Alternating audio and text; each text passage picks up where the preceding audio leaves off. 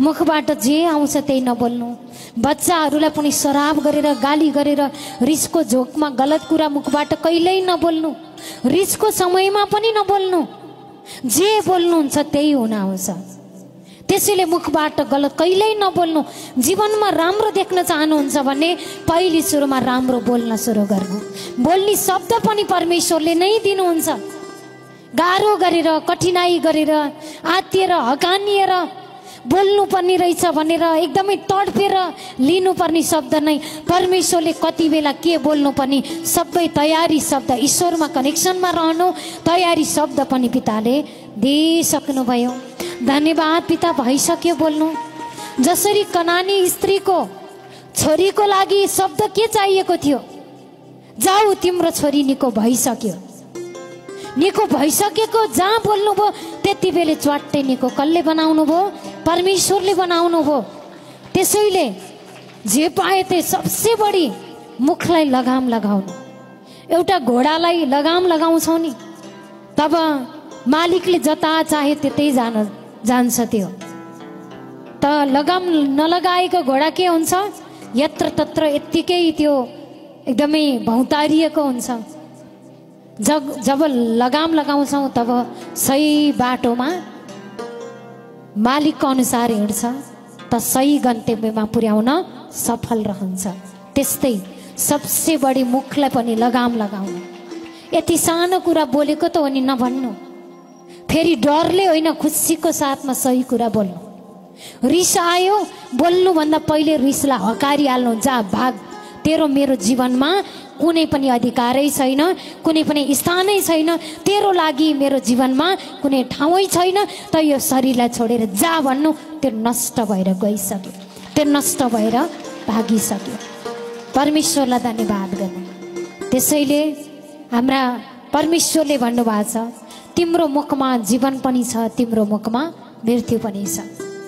जीवनवाला शब्द बोल्नुहुन्छ जीवन पाउनुहुन्छ, मृत्युवाला शब्द बोल्नुहुन्छ मृत्यु पाउनुहुन्छ। त्यसैले कहिल्यै पनि मुखबाट गलत शब्द नबोल्नु।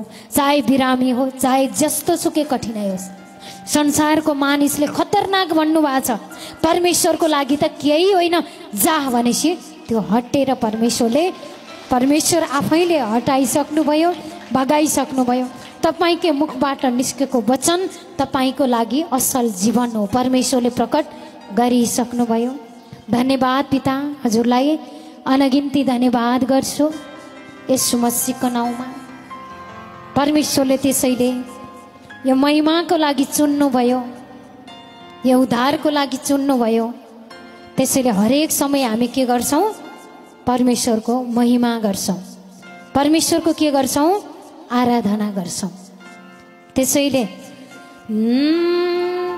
तिम्रै आराधना गर्छौँ, तिम्रै आराधना।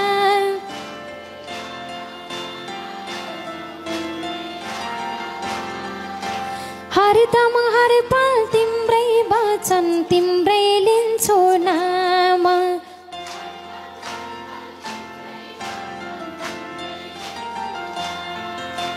तिम्रै आराधना गर्छु, तिम्रै आराधना। सबैले ताली बजाउनु, अझै उत्साहित हुन है। हरदम हर पल तिम्रै वचन, तिम्रै लिन्छु नाम।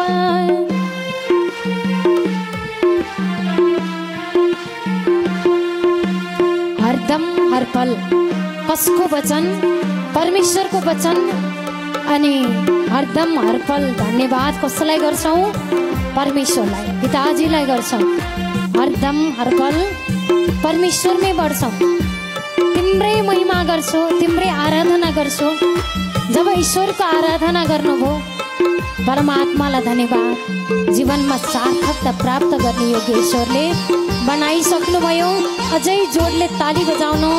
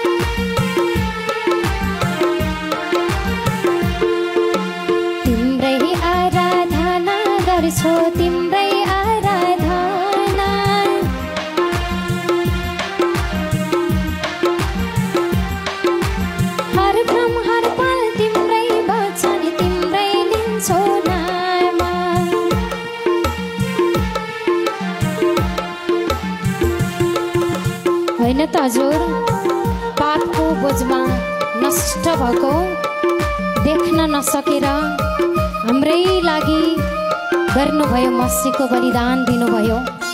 उहाँको बलिदानको कारणले आज स्वाट स्वाट कामहरू प्रकट भएको छ। अझै पनि सबैको जीवनमा ईश्वरले काम गरिसक्नु भएको छ। त्यसैले एकदमै उत्साहित हुनु, परमेश्वरलाई धन्यवाद गर्नु।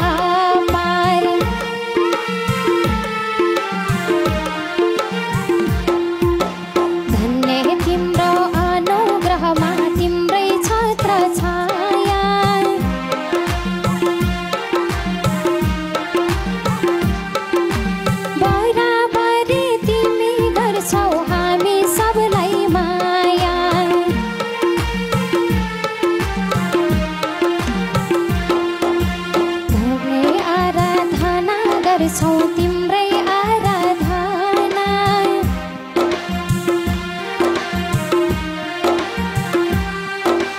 हरदम हर पल तिम्रै वचन तिम्रै लिन्छौ नाम, हरदम हर पल तिम्रै वचन तिम्रै लिन्छौ नाम, हरदम हर पल तिम्रै वचन तिम्रै लिन्छौ नाम, हरदम हर पल तिम्रै वचन तिम्रै लिन्छौ नाम। कसको नाम लिन्छ?